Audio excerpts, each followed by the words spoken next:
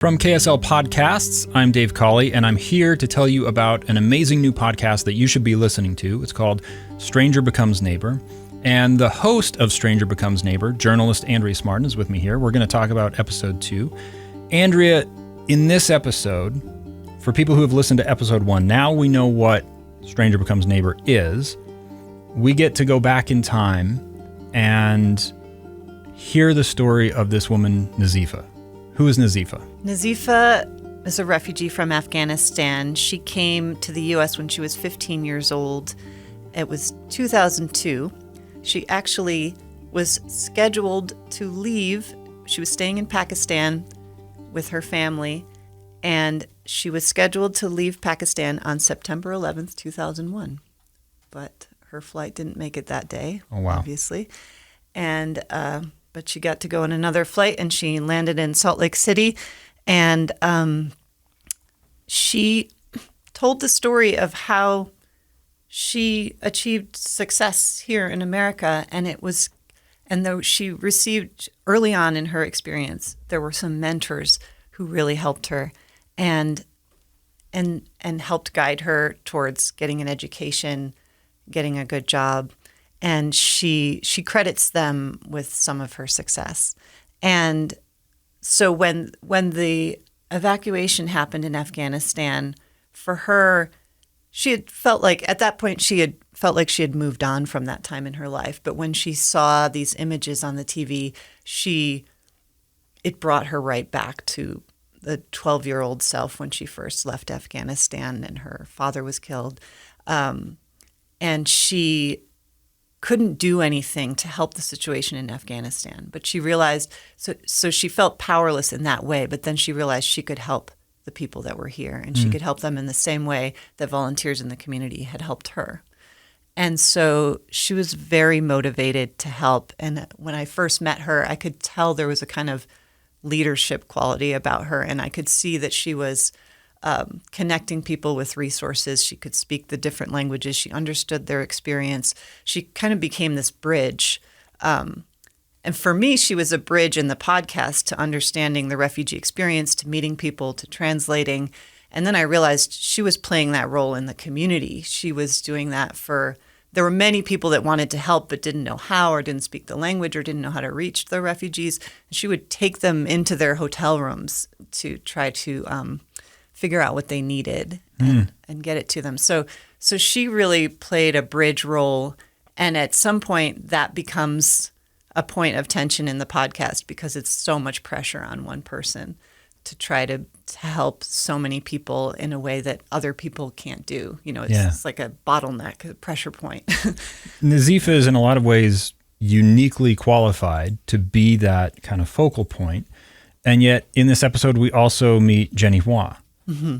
And Jenny's life experience is very different from Nazifa's. So right. Tell us about Jenny. Yeah, and the reason that Jenny comes along is because Nazifa does reach her limits pretty quickly and realizes, I cannot help all of these people on my own. I'm going to need some help and resources. And she meets Jenny is motivated. Jenny is a stay-at-home mom living in Utah County, and so she's kind of far away from the action, not in the city, but she really wants to help. And she becomes like a connector.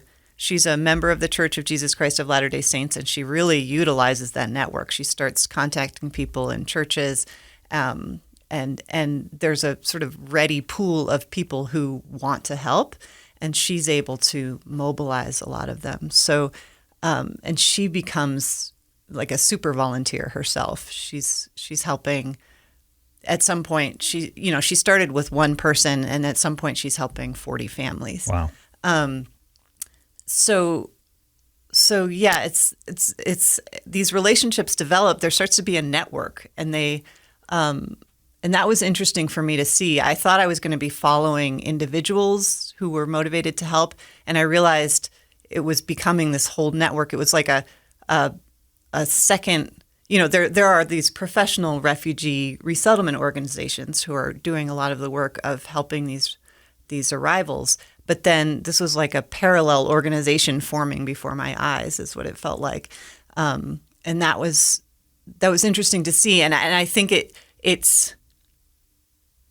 shows what's needed. Like you do need a network, really, if you're going to help this many people. I mean, it's such a unique circumstance. As we talked about with episode 1, you've got agencies that in some ways were wound down for years prior to this, and then this sudden influx of tens of thousands of people who are coming here. They need assistance. The agencies need time to build back up, to restaff, and in that space, in that vacuum, you have this organic growth of volunteers coming forward. And I think you're right. It literally happened in front of your eyes and in front of your microphone. Mm-hmm. And something that you'll see as you continue to follow the podcast is this role of just like personal human connection and how important that is. And I think, and not to downplay, we need the systems, right, to be able to function. We need those resettlement agencies to provide the resources and the organization for that to happen. But then there is this need for human connection. And something that I would see with the volunteers is if they would meet with the family, they would find out exactly what they needed. And they would, if you could spend enough time with them, you would start to, and you could help them work through challenges as they came up. But that it took time and it took that personal connection for that to happen. So, and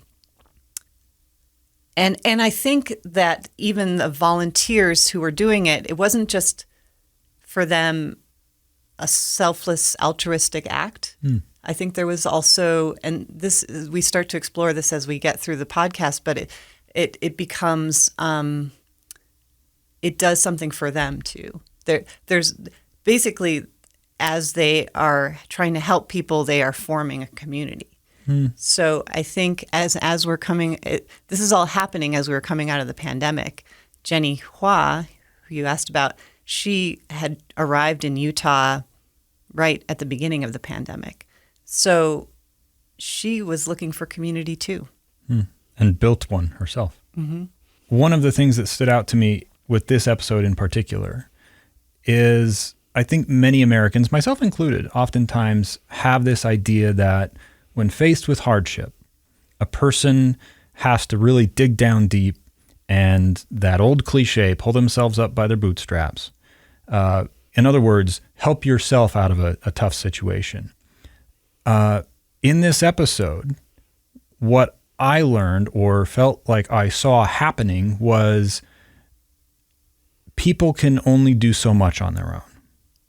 And we all, at times, need a hand.